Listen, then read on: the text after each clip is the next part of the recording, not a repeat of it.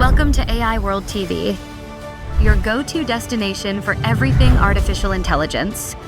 Discover the captivating landscape of AI, where advanced technology finds real-life application.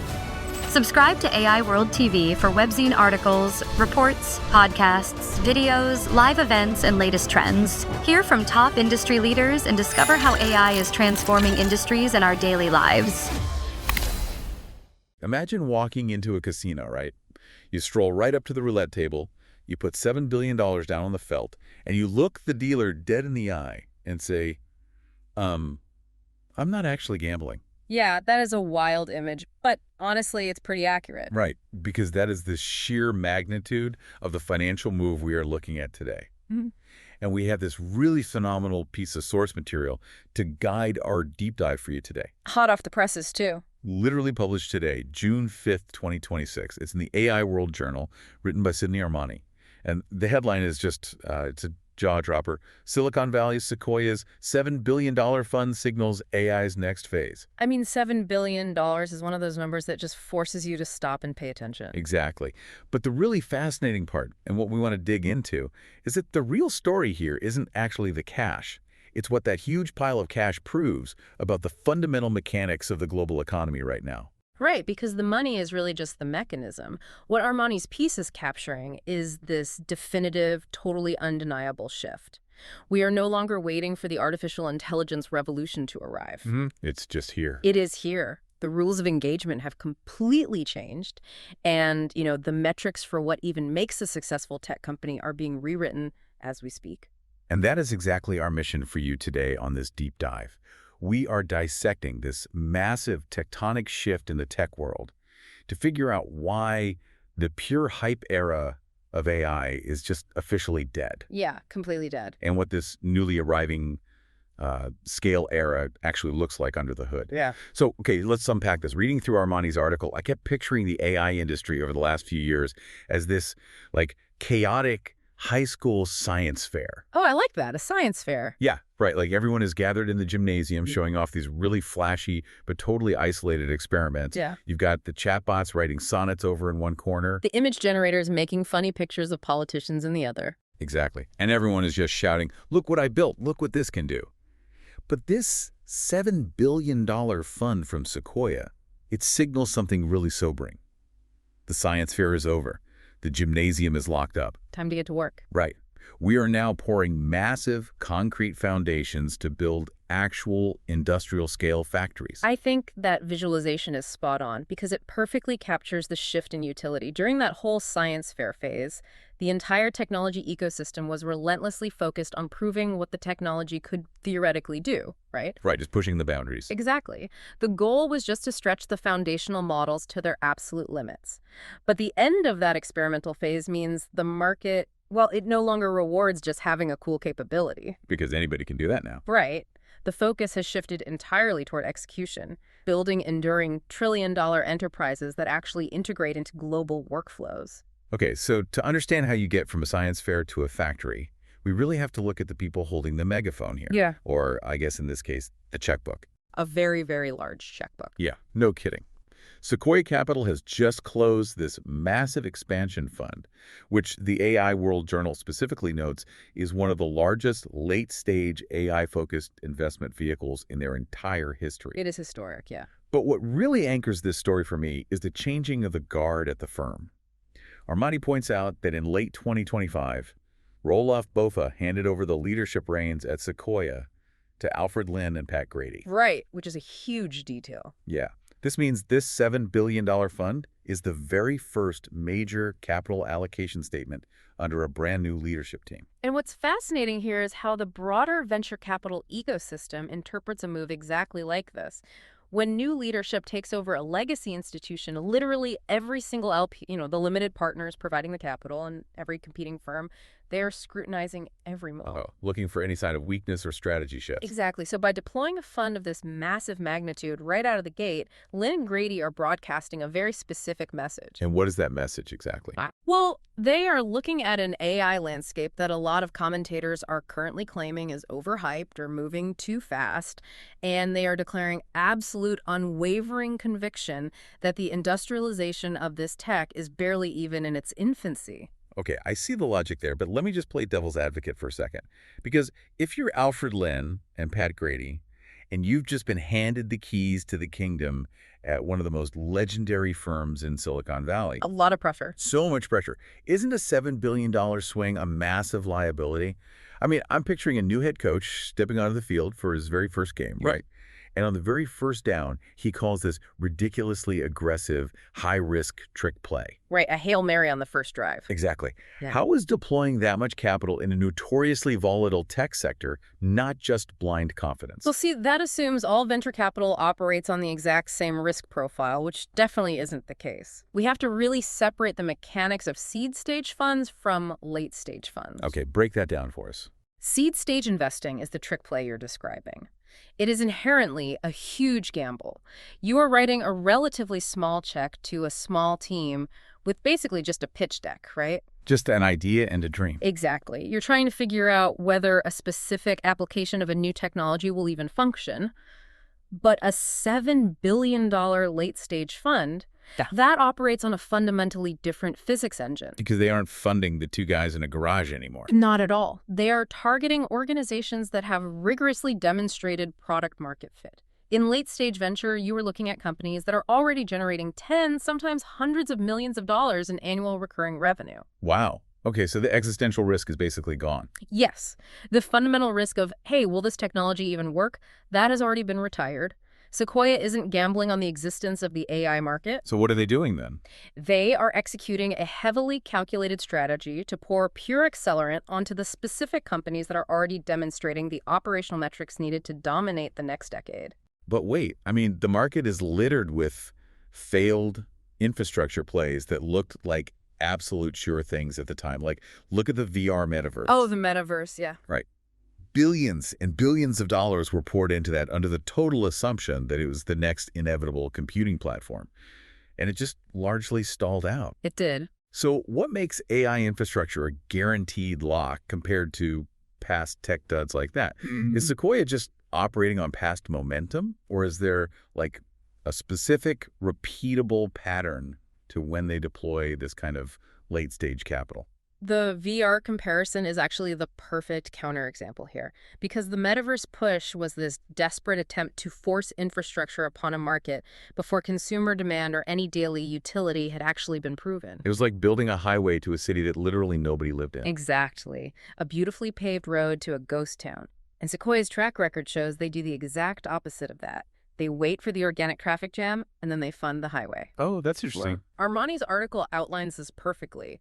Sequoia has this really uncanny habit of buying the plumbing right before the rest of the world realizes the house is being built. And the timeline Armani lays out really backs that up. Like, if we look back, 1972, Don Valentine founds the firm focusing heavily on semiconductors. Which is the literal physical plumbing of the entire early tech boom. Right. Then 1978, they back Apple. In the 1990s, before the dot-com consumer boom really went crazy, they backed Cisco, which provided the actual networking hardware. The routers, the switches, the unsexy stuff that made the internet work. Exactly. And then the 2000s, it's Google. And then jumping to 2009 through 2011, right as the iPhone is fundamentally changing human behavior, they shift heavily into mobile infrastructure. They back Stripe for payments and WhatsApp for communication. Notice the underlying mechanism in every single one of those eras, though. They aren't trying to pick the trendiest consumer toy at the absolute peak of a hype cycle. Right, they aren't looking for a fad. No.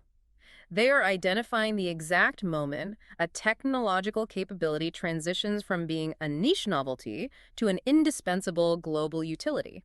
By deploying a massive late-stage AI fund right now, in 2026, they are signaling something huge. That the winners have already separated themselves from the pack. Precisely. They are signaling that the foundational winners of this generation have emerged from the noise.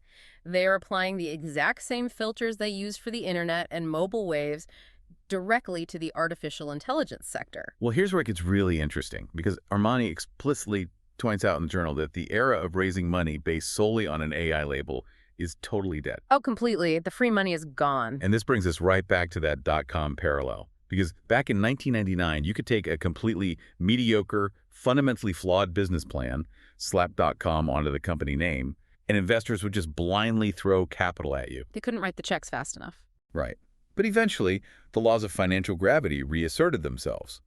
And Armani is saying we're hitting that exact same wall right now in 2026. Slapping AI on a pitch deck just won't get you a meeting anymore. If we connect this to the bigger picture, it explains why the skeptics who are constantly crying tech bubble are kind of missing the point this time. The market has sobered up significantly. Yeah, the article clearly outlines the new demands from investors like, You are listening to the AI World Podcast, your trusted source for the latest innovations, insights, and trends in artificial intelligence, blockchain, fintech, and decentralized technologies. Each episode features expert interviews, engaging discussions, and in-depth analysis of how AI transforms industries worldwide. Stay ahead of the curve with the latest articles and exclusive reports from the AI World Journal, covering everything from emerging technologies to industry breakthroughs. For more news, global events, and access to AI World Society circle gatherings, visit us at aiworld.tv. Don't forget to subscribe to stay informed, stay connected, and be part of the AI revolution with AI World Lounge. Thank you for listening. Glenn and Grady. They aren't messing around. They require sustainable revenue growth, deep talent pools, and above all, defensible technology. Yes, defensibility. That is the magic word right now. Let's drill into that phrase, defensible technology. Because in the AI space, especially over the last couple of years, that seems incredibly difficult to actually achieve. It is very difficult. Because during that science fair phase we talked about, we saw thousands of startups build products that were essentially just API wrappers, right? Yep, the wrapper trap. Yeah. They basically just built a slick user interface on top of OpenAI's or Anthropic's models. But that isn't defensible. If your entire product is just routing a text prompt to someone else's foundational model, a well-funded competitor can clone your entire business in a weekend. Literally a weekend. And that is exactly why late-stage capital is becoming so incredibly selective. True defensibility in this new era requires proprietary, siloed data and custom infrastructure. So, meaning data that nobody else has access to. Right. It requires models that have been meticulously fine-tuned on specialized industry knowledge.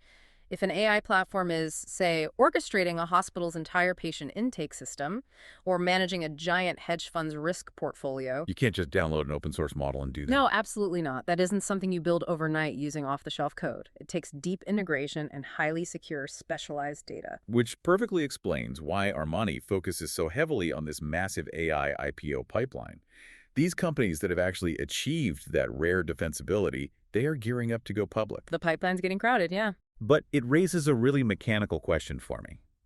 If these startups are already generating real revenue and they have a solid defensible product, why do they desperately need a piece of a $7 billion venture fund? Why not just coast on their current cash flow until they ring the bell at the IPO? That is the $1 million or, well, $7 billion question. Because the sheer cost of scaling an AI enterprise is unlike anything we saw in the software as a service boom of the 2010s. How so? It's all just software, isn't it? Not really. If you were building a traditional cloud software company back then, your primary expense was basically just hiring engineers, paying salaries. But in the AI scale era, your primary expense is compute. The physical cost of processing the massive amounts of data. Exactly. To dress the window for Wall Street and actually prove you are ready to be a publicly traded tech giant, you have to secure long-term access to massive physical data centers. Right, you need the hardware. You have to buy compute power by the gigawatt. You need tens of thousands of advanced semiconductors to train and run your models continuously without lag. You simply cannot fund that level of heavy physical infrastructure solely through early-stage revenue. It's just too expensive. Way too expensive. So a late-stage fund like Sequoia's acts as this crucial bridge. It absorbs those astronomical infrastructure costs so the company can achieve true global scale immediately prior to the IPO. Okay, but wait. If the fun novelty consumer apps are dead, and the goal is this massive global scale, where is the actual value being generated? That's at the core of the shift. Because, I mean, the chatbot on my phone, as helpful as it might be for writing an email, it isn't generating the kind of massive corporate value that requires a $7 billion war chest. What exactly are these late-stage companies selling? This raises an important question about how we visualize the AI economy as a whole. Because when we think of revolutionary technology, we naturally gravitate toward the shiny consumer interface, the thing we can touch and play with. Sure, human nature. We like the toys. But to understand the real economics here, we have to look much deeper. Think about the early days of electrification. Right. Everyone was absolutely mesmerized by the light bulb. It was the consumer novelty. It was magic.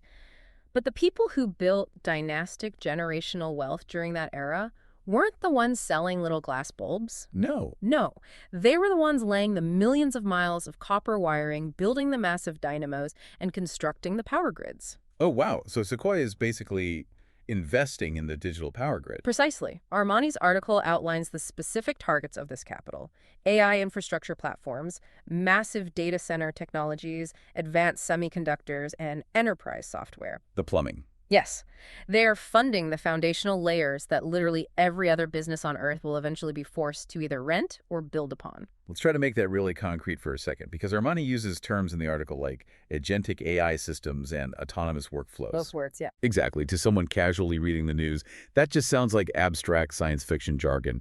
But you're saying it's actually the core engine of how these companies are generating billions in value, right? It is the defining feature of the scale era, period. When we talk about agentic AI, we are not talking about a helpful digital assistant that you ask for a pancake recipe. Right. It's not Siri. No. We are talking about an AI system that operates as an autonomous, high-level employee. It's capable of executing complex, multi-step workflows across completely disparate systems without any human intervention. Okay, give me a real-world scenario of what that actually looks like inside a massive corporation today. Sure. Imagine a massive global logistics company. A massive cargo ship gets delayed in the Suez Canal. Classic supply chain nightmare. Exactly. Yeah. Now, in a traditional human-driven workflow, a supply chain manager gets an alert.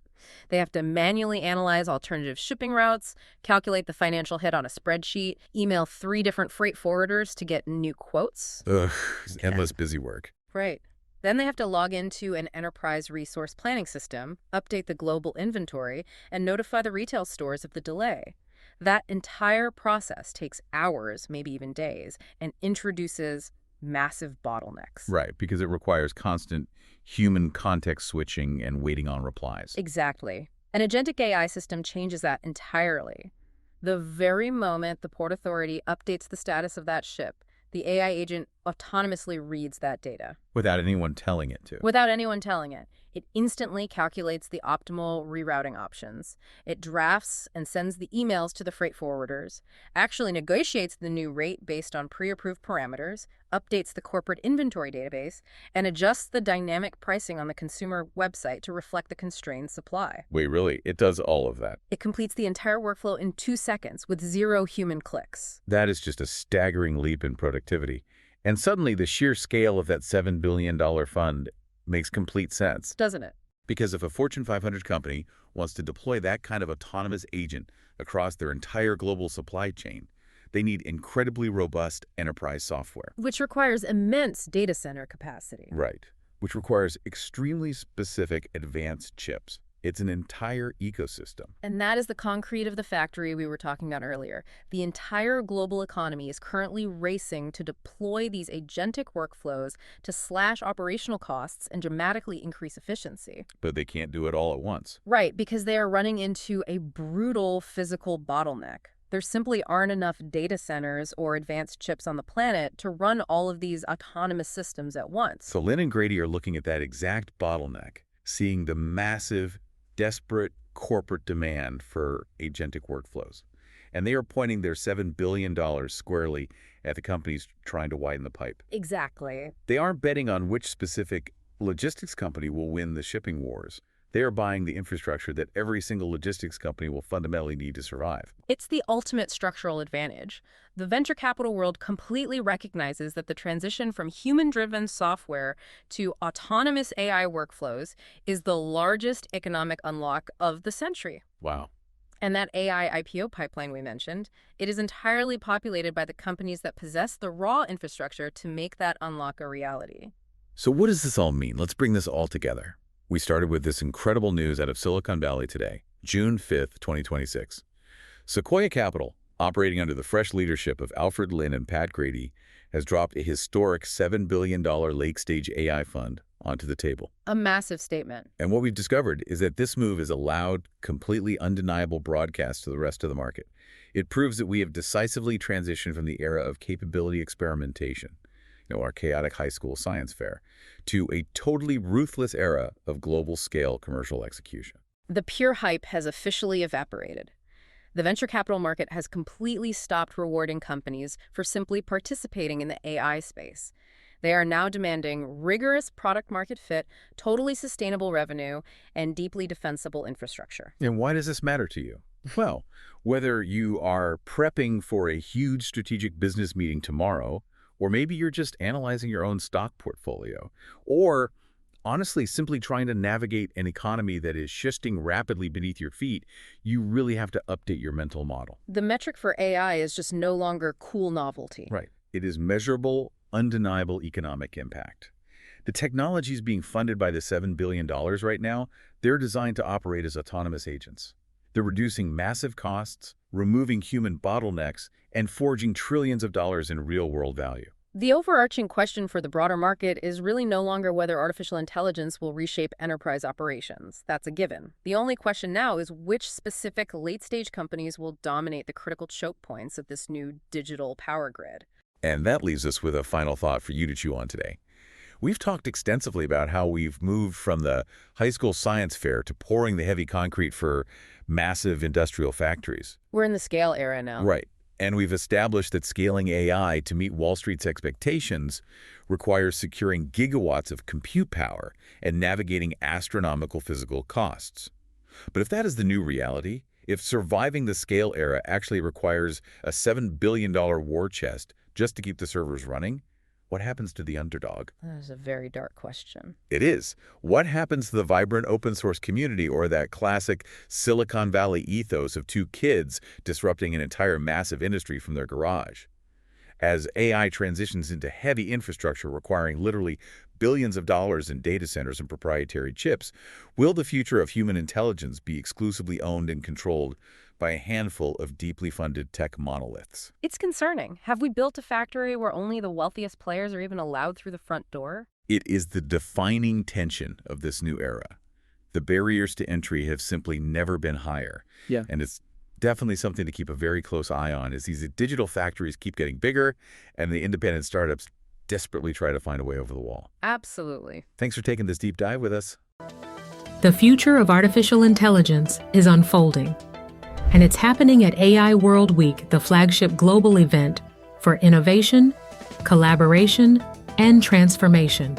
This flagship global AI event is designed to connect visionary leaders, trailblazing entrepreneurs, and influential thinkers to explore the endless possibilities of AI. Experience groundbreaking technology that redefines industries and inspires progress. Join thought-provoking discussions on ethical AI, digital equity, and the transformative role of technology in our world.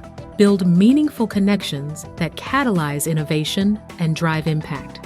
AI World Week is powered by AI World Society, a global movement dedicated to advancing AI responsibly and ensuring it serves humanity. Together, we're shaping a smarter, more inclusive, and equitable future. Continue your journey beyond the event with the AI World Journal, offering expert insights, in-depth analysis, and the latest trends shaping the AI landscape. This is your opportunity to lead, to innovate, and to transform the world with AI. AI World Week. We invite you to join us and embrace the AI revolution.